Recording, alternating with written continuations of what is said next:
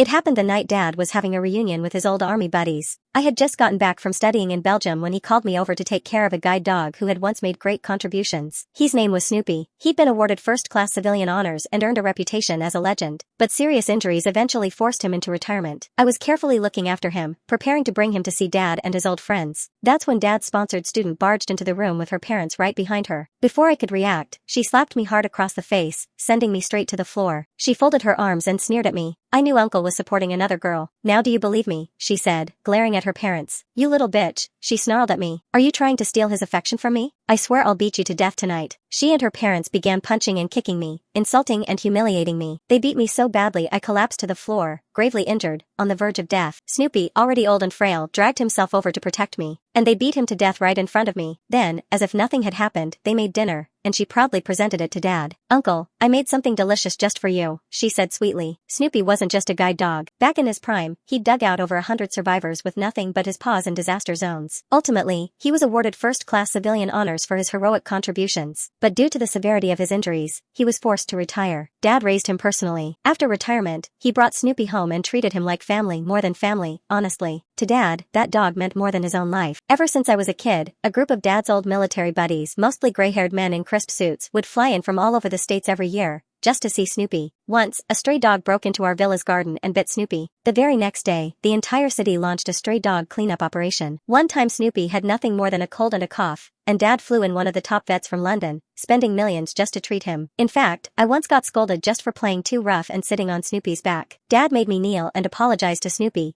then punished me by making me stand for an entire day and night. The day I came back from Belgium, those same buddies of Dad once again took a private jet to our home just to visit Snoopy. The dinner party wasn't for another 3 hours. While Dad was busy chatting with them, he asked me to go check in on Snoopy in his luxurious room. So many years had passed. Snoopy was no longer the strong and fierce dog he once was. He just lay quietly on the plush carpet. When he saw me, he reached out his tongue and gently licked my palm like a kind old grandpa. I knelt beside him, carefully petting him. That's when Dad's sponsored student named Dixie York stormed in with her parents, all 3 of them fuming. Before I could even say a word, Dixie slapped me across the face, sending me crashing to the floor. Pain exploded across my cheek, my head spinning, blood gushing from my nose. She crossed her arms and sneered at me. Huh, I knew Uncle was helping another girl, she spat. Cocking a brow, she mocked. You're trying to steal his attention, huh? She pursed her lips, then shouted, let's see if I don't beat you to death tonight. Her just parents glared at me like I'd just insulted their ancestors. Dixie yanked my hair, and her slaps started raining down on my face. This villa is mine, she claimed. I'm warning you, she hissed, get the hell out of here. But my mind went completely blank. I tried to open my mouth to explain, but as soon as I did, a mouthful of blood welled up from my throat. You even dared to steal something from this villa? Dixie had spotted the expensive diamond necklace around my neck. Her face twisted with rage as she yanked the necklace off my neck. I cried out in pain, instinctively trying to explain in a small, trembling voice. I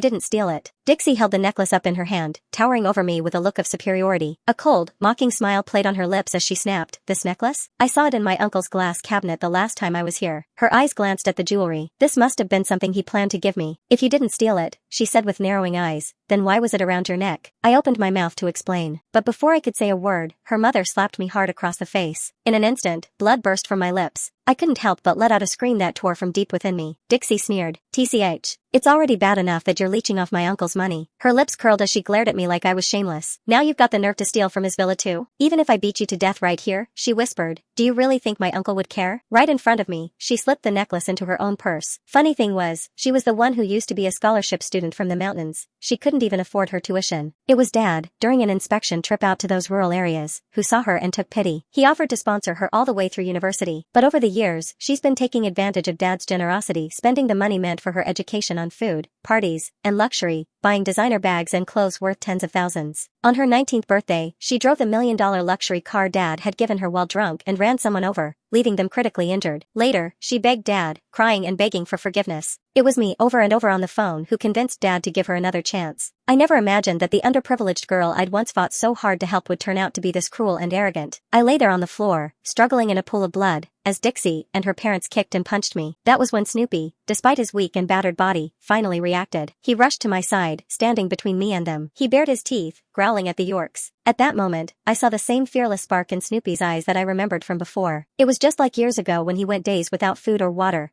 digging through the rubble to rescue hundreds of lives. What the hell is this mutt doing here? Dixie sneered. You dare bare your teeth at me? And with that, she kicked Snoopy hard in the ribs. He let out a choked whimper, holding back from biting her, still trying not to fight back. When Snoopy refused to back down, Dixie's dad grabbed a wooden broom handle and slammed it down on Snoopy's back. Snoopy let out a blood-curdling whelp and collapsed on top of me. Tears streamed down my face as I pulled him into my arms, shielding him with my own body. My back took the brunt of the blows after that. The pain was so intense I went numb. Blood spilled from my mouth, soaking into Snoopy's fur. He whimpered, struggling to break free from my grip. Then, with all his strength, he leapt out of my arms and bit down on Dixie's dad's pant leg. Even then, Snoopy didn't go for flesh. It let out a whimper that sounded like a plea. It was as if he was begging the Yorks to stop. You filthy mutt, you dare bite Dad? Dixie roared. She grabbed the fishbowl from the table and smashed it down on Snoopy's head. Glass shattered everywhere, and a brightly colored little goldfish flopped on the floor, twitched a few times, then stilled. That goldfish, it was Dad's gift to Snoopy. To Snoopy, that little fish was a companion almost like family. I still remember when the fish got sick once. Snoopy sat by it for days, refusing to eat or drink until the goldfish finally recovered. It wasn't until 3 days later that Snoopy took his first sip of water again. Heartbroken, Snoopy ignored the wooden broom handle Dixie's dad was slamming down on his back. The dog dragged itself over to the little goldfish, whimpering and choking with grief. He was just too old. All the strength he had left had been spent trying to protect me. Snoopy's sorrow and attachment to the goldfish was obvious, but Dixie only sneered. With a cruel lift of her foot, she stomped down right in front of both of us and crushed the goldfish. Then, without even flinching, she picked up the broken, bloodied pieces and shoved them toward Snoopy's mouth. You liked it so much, didn't you? She spat. Clenching her jaw, she shouted, then eat it. Go on, eat it. Snoopy resisted with everything he had, but Dixie kept slamming the remains into his face. Eat it, she shrieked. You filthy mutt. You crazy beast. Just then, my phone, which had fallen to the floor earlier, started ringing. The dinner must have been about to start. It was probably Dad, calling to remind me that the dinner was about to begin. He wanted me to bring Snoopy over to see his old buddies. Dixie saw the caller ID. Dad, she read aloud with a scoff. You even saved his name like that? Pathetic. You really think you matter, don't you? Her mother, standing nearby, spoke up in a low voice, urging her. Dixie, come on. It's almost time for dinner. Let's go already. Don't keep your uncle waiting, she said, nudging her daughter. Her voice even sounded excited. I heard he wants to introduce you to someone really important tonight. He wanted us to have dinner with them. That's why he invited us here. Getting impatient, she leaned in and whispered meaningfully, don't miss this chance. Dixie glanced at me with disdain, then snorted. There can only be one underprivileged student my uncle sponsors, and that's me. If you don't want to die, you'd better stay the hell away from him, she warned. The look she gave me, it was deadly. Even her dad chimed in, trying to coax her. Dixie, why don't you head over first? Didn't you say you were going to apply for university? He reminded her. With a casual tone, he added, I heard tonight's guests are all big names. Encouraging his daughter further, he said, getting your face out there wouldn't hurt. You never know what doors it might open after you graduate. Dixie tilted her chin, proud and smug. Of course, Uncle said someone really influential's coming tonight. Apparently, he's here to visit an old friend, she recalled. Her dad grinned knowingly and replied, and who else would that friend be? It must be your uncle, of course. Then, suddenly, Dixie grabbed me by the hair and, ignoring my cries of pain, dragged me into the bathroom. She turned on the cold shower and let the chilling water pour down over me. The water mixed with the blood on my face, running down to stain the whole floor red. Dixie shouted at me. I bet you saw how rich my uncle is and thought you could seduce him, huh? Dream on. She gave me a glance over and shook her head. I've seen too many sluts like you trying to get close to him. And just so you know, she went on, every other girl he tried to sponsor before you, I broke their arms and legs, made damn sure they disappeared from his sight forever. Her words hit me like a punch to the gut. That's when it all clicked. Dad had once told me he didn't just sponsor Dixie. Over the years, he'd helped a few other struggling girls too, but each of them had suddenly cut contact. When they called him out of nowhere, they said they didn't want his help anymore. Apparently, it had always been Dixie behind it. I screamed and suddenly burst out with strength. Despite the pain, I fought back and started grappling with her. She yanked my hair and slammed my head against the edge of the sink. Dixie grabbed another fistful of my hair, then shoved my head hard against the edge of the sink. My face was covered in blood and flesh. My head was spinning. Then I heard a rush of footsteps. Her parents had heard the chaos and burst in. The three of them pinned me to the floor,